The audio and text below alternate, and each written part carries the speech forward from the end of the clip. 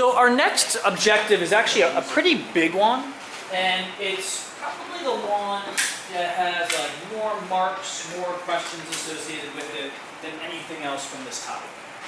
All right? And it involves making some diagrams, making some graphs, and extracting information from those graphs. So the kind of graph that we're going to care about for the next, I don't know, 30 minutes, 40 minutes of instruction is tracking the pressure of an ideal gas as a function of volume. Looking at pressure and volume together. Right?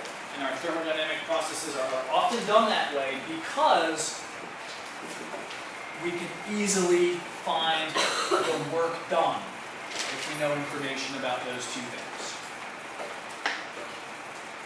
Alright? So a change in volume tells us whether or not work is done by the gas or on the gas. The change in pressure is not particularly interesting, at least in terms of work. And then a change in temperature, which we can't get from this graph, but a change in temperature tells us about that whole delta U, that change in internal energy in the first law. Hi, Dave Pincus. No, I was just doing curriculum writing in the morning.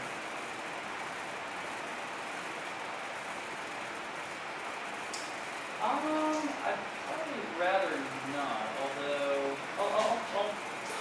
Jake, do you want to go hang out with Mr. Brown and watch the video for this part?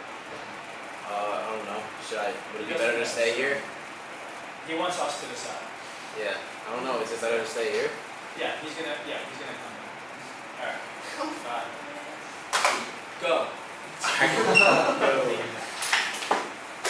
So I didn't do a great job kind of introducing this.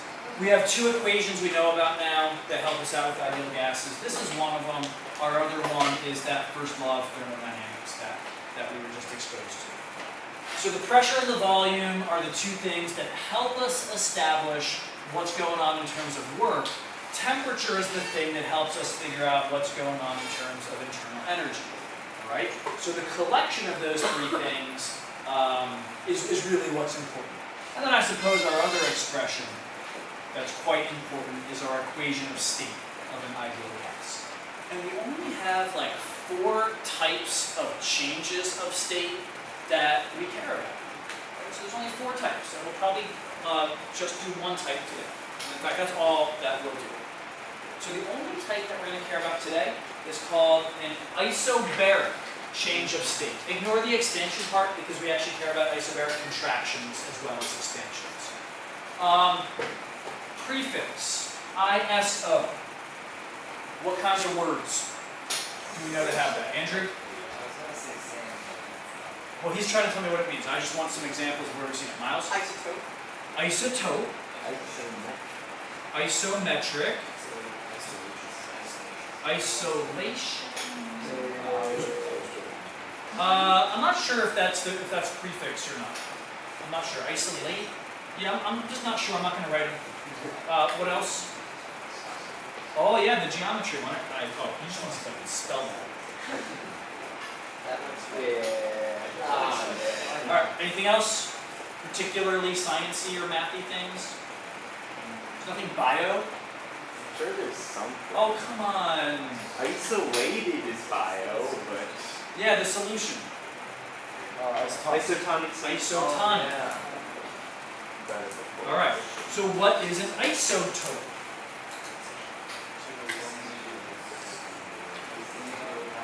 Same protons, different neutrons. Alright? Same protons, different neutrons. I actually don't know what isometric means. I remember Alright, reading you it on can just check Wikipedia somewhere. Isosceles, what's that? Equal size, same Two are the size. same. Two are the same. Isotonic, same concentration on the two sides of the membrane, yes. Okay, so iso does mean the same, which Andrew was going to tell us from the start. Anyway, so same.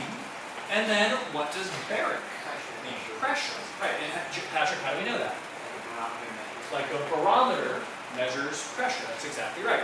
So an isobaric change of state means it's a change of state, but the pressure stays the same.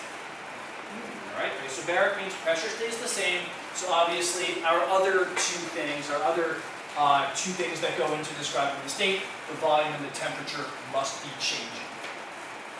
All right, so we want to depict an isobaric expansion on our pressure versus volume graph.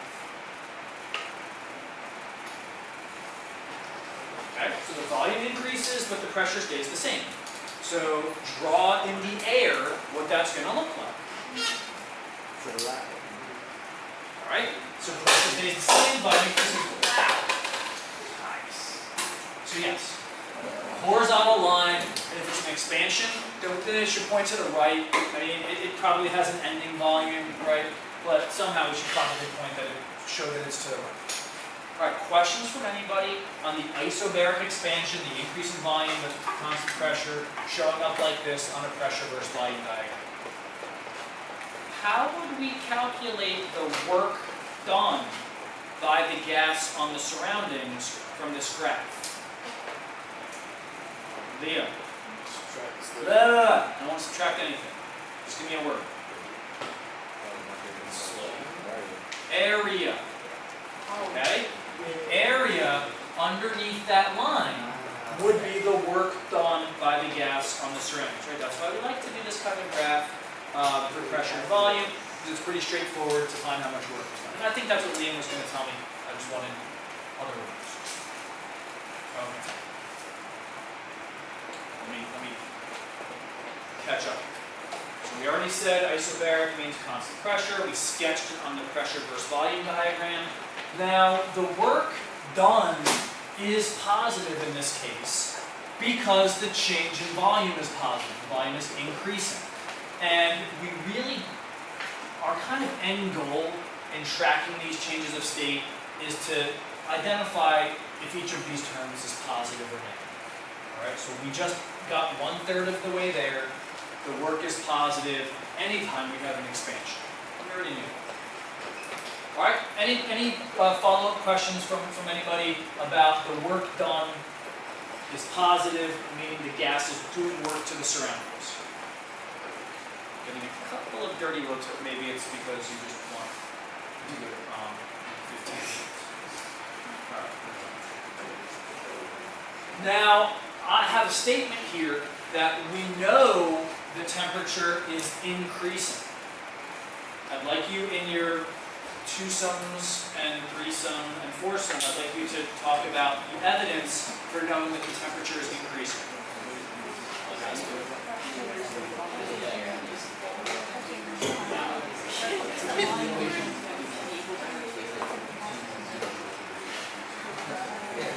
There's energy induced to this changing state.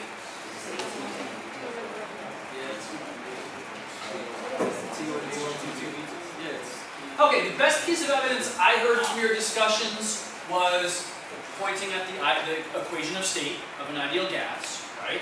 And we know that the pressure stays constant, doesn't change. The volume increases. Now, the number of moles is not changing. Right? We have these things like sequestered. So that stays the same. The ideal gas constant stays the same. So if the volume goes up, the only other thing that can change in response to that is the temperature. All right? So the temperature is definitely increasing, which means the delta U is what? Positive or negative? Positive. Okay, if the temperature goes up, that tells us that the average molecular kinetic energy is going up, and that's the only kind of internal energy that ideal gases have. All right? So the ideal gas law tells us the temperature goes up, that means the change in internal energy is positive. So, is the Q positive or negative? The Q has to be positive because both of these things are positive and we're adding them together. So in order to have this isobaric expansion, we need to deliver heat, we need to deliver thermal energy to our system, to our gas. Okay? End of story. Follow-up questions about the work is positive because of the expansion, the change in internal energy is positive because the temperature goes up, and the Q is positive, well, because both of those things are positive. Yes? So that means that would be like you heated a balloon with a beer. That would be a wonderful example because heating the balloon means we're delivering thermal energy. If the balloon expands, that means we're doing work, and presumably the temperature of the air inside the balloon goes up also. So yes, I think that would be a great example of this. And as long as we don't heat it up too much, it doesn't expand too much, it might even almost be valid to pretend that the pressure stays constant. At least if we're just starting to fill the balloon up. Patrick? So, oh yeah, never mind. Okay, so this will actually be a pretty good ending place because then what this will allow us to do either after our lab on Tuesday or at the start of class Thursday is to kind of revisit this when we do an isobaric contraction and formalize that. Alright, so we do actually have about 5 minutes before we go. Remember, I do want those 2 pages from the topic 10 packet for Tuesday.